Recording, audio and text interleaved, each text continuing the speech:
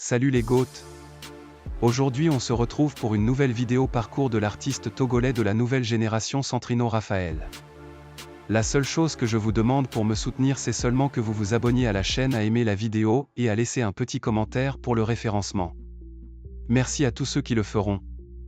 Né d'un père béninois et d'une mère togolaise le 4 mars 1996 à Lomé, Centrino Raphaël de son vrai nom Atassé Elpidio Ounou a grandi au milieu de ses oncles et tantes dans la maison familiale. Ainsi, une ambiance joviale régnait à la maison.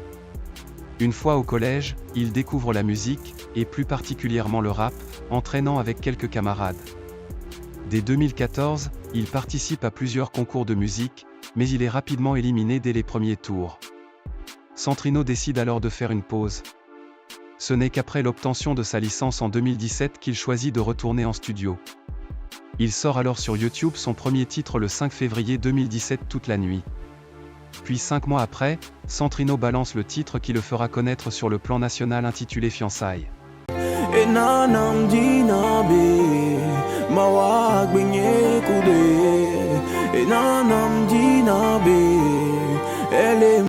Vu son potentiel, les maisons de production togolaises se l'arrachent, mais il choisit finalement de signer avec Mansa Group. Dans la foulée, il annonce la sortie de son premier album, Crois en moi, un projet ambitieux de 18 morceaux. L'album rencontre un grand succès et permet à Centrino de remplir le palais des congrès de Lomé en moins de 2 ans de carrière. Une véritable consécration pour l'artiste. Il est ensuite invité à collaborer avec plusieurs artistes de la sous-région, notamment Zenab sur le titre Oua et Stoneboy sur Monica.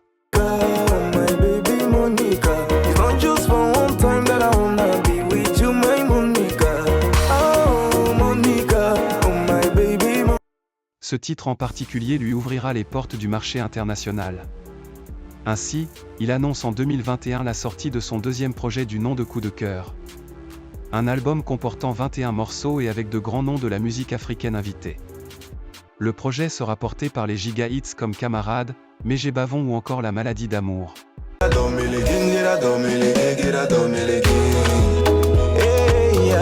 maladie d'amour est comme ça, tu es très content, très content.